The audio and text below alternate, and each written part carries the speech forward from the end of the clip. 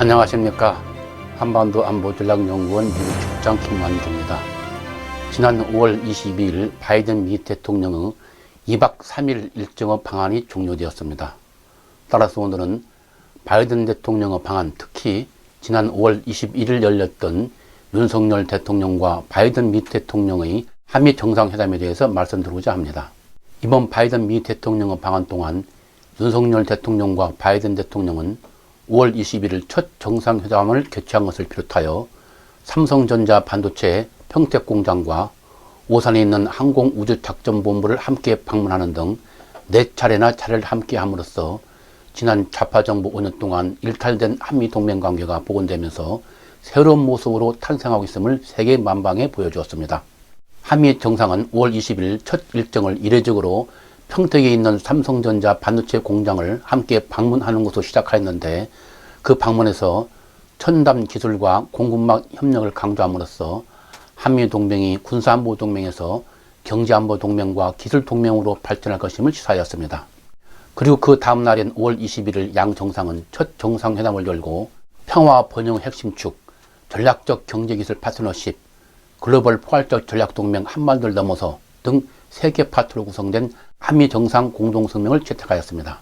양 정상은 공동성명에서 평화와 번영의 핵심 축과 관련하여 고위급 확장 억제 전략 해부체의 재가동, 한미 연합 연습 및 훈련의 범위와 규모 확대, 미군의 전략자산 전개, 한반도 완전한 비핵화, 교범에 기반한 국제질서 강화를 위한 한미일 삼국 협력 등에 합의하였으며, 전략적 경제기술 파트너십 부분과 관련해서는 경제안보대화 출범, 반도체, 배터리, 인공지능, 양자기술 등 핵심 신흥기술 협력과 원자력 협력 등에 합의하였습니다.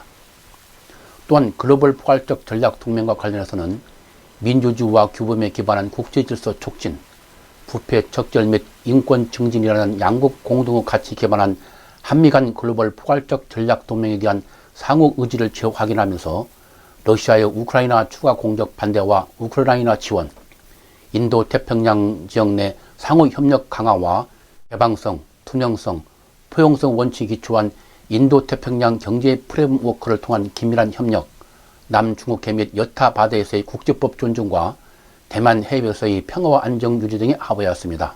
이로써 한미동맹이 지난 70년간 이어온 전통적인 군사안보 분야를 뛰어넘어 경제 안보와 기술, 그리고 글로벌 문제까지 확대되는 새로운 차원의 포괄적 전략 동맹으로 한 단계 도약하는 모습을 보여주었습니다. 이러한 한미동맹의 발전 배경에는 3가지 요인이 있다고 볼 수 있는데, 무엇보다도 한미 양국 간 신뢰회복이 가장 큰 요인이라고 할 수 있겠습니다. 한국전쟁과 베트남전을 함께 겪은 한미 양국은 혈맹으로서 상호 신뢰가 남다르게 두터웠으나 노무현 정부부터 반미면 어때? 라는 말에서 보듯이 반미 음직이 확산되면서 양국 간 신뢰를 금이가기 시작했고, 박근혜 정부 때 사드 배치에 대한 중국의 경제 보복에 미국이 침묵함으로써 미국에 대한 불신이 깊어갔습니다. 이후 문재인 좌파 정부는 5년 내내 말로는 한미 동맹을 이야기하면서도 오로지 북한 바라보기와 중국의 눈치 보기로 일관하는 등 정체성이 모호한 행동으로 미국의 불신을 사는 등 한미 동맹을 약화시켰습니다. 이러한 가운데 작년 1월 출범한 바이든 정부는 트럼프 정부와는 달리 사드와 관련 중국의 한국에 대한 압박은 부당하고 부적절한 것이라고 경고하고, 코로나19 발언에 대한 국제조사 요구와 신장 위구르족 인권 문제 제기 및 홍콩 민주화운동 지지를 표명한 호주에 대한 중국의 제재에 대해서도 호주를 홀로 경기장에 남겨두지 않을 것이라고 호주 지원 방침을 표명하고, 호주의 핵 잠수함 기술을 제공하는 등 동맹국가의 신뢰 회복에 전력을 기울여 나갔습니다. 이러한 분위기 속에서 자유민주주의와 시장경제를 강조하면서 한미동맹 강화를 공약으로 내거는 등 추구하는 가치 전체성이 분명한 윤석열 정부가 출범하자 양국 간 신뢰가 급속히 회복되면서 한미동맹의 발전을 가져오게 된 것입니다. 또 다른 이유는 우리 경제력과 기술 발전을 둘 수 있을 것입니다. 한국 전쟁으로 폐허가 된 척박한 시대에 100년 대계를 내다보고 한국과학기술원을 설립해 과학기술 인재를 양성한 박정희 대통령과 미래를 내다보고 반도체, 배터리, 정보통신 등 첨단 기술 산업의 씨앗을 뿌린 이병철, 정주영 등 시대를 앞서가는 기업가들이 있었기에 오늘날 대한민국은 미국의 원조만 받던 후중국에서 4차 산업혁명의 첨단 기술의 선도국이 될 수 있었고 세계 10대 경제 강국이 될 수 있었습니다. 이러한 우리 위상이 미국의 글로벌 전략에서 대한민국을 없어서는 안 될 필수 전략적 협력 동반자로 만들었고, 이에 따라 오늘날의 포괄적 전략 동맹을 가능하게 만든 것이라고 하겠습니다. 또한 마지막으로 한미 양국은 가치를 공유하지 않는 국가의 시장과 공급망을 지나치게 의존하는 것이 국가 안보에 얼마나 위협이 되는지 사드 사태 당시 중국의 경제적 강막과 코로나 팬데믹과 러시아의 우크라이나 침공에서 직접 목격하며 겪었고, 이에 따라 가치 동맹과 함께하는 기술 동맹이 얼마나 중요한지 뼈저리게 느끼게 되었던 것입니다. 현재 세계는 미중 패권 경쟁과 코로나 팬데믹, 그리고 러시아의 우크라이나 침공으로 안보와 경제가 분리되고 이익과 가치가 양립할 수 있었던 탈냉전 질서가 자유민주주의 대 전체주의 진영 간 경쟁 및 안보와 경제, 이익과 가치가 연결되는 신질서로 재편되는 변화의 시대가 시작되는 역사적 변곡점에 서 있다고 하겠습니다. 이번 한미 정상회담에서 확립한 포괄적 전략동맹은 이러한 시대의 변화에 매우 부합한 것으로 대한민국이 동아시아와 글로벌 평화 번영에 기여하는 글로벌 중추 국가로서 거듭나는 기반이 될 것으로 전망되고 있습니다. 그러나 이러한 한미동맹의 새로운 발전과 도약은 결코 장밋빛 전망만 있는 것은 아니며 많은 도전들이 기다리고 있는 것이 현실입니다. 세계 질서의 자유민주주의 대 전체주의 진영 간 경쟁으로 재편은 동아시아에서 한미 일대 북중러 간 신냉전 구도를 가져와 우리 안보 환경을 경색하게 만들 가능성이 있을 것입니다.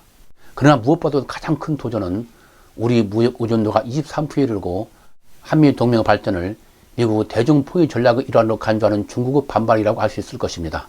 이러한 도전들에 맞서 우리는 영내 자유민주연합에 적극 동참하면서 중국과는 우호 협력 관계를 유지하되 장기적으로는 시장 다변화와 탈동조화 즉 디커플링을 적극 추진해 나가야 할 것입니다.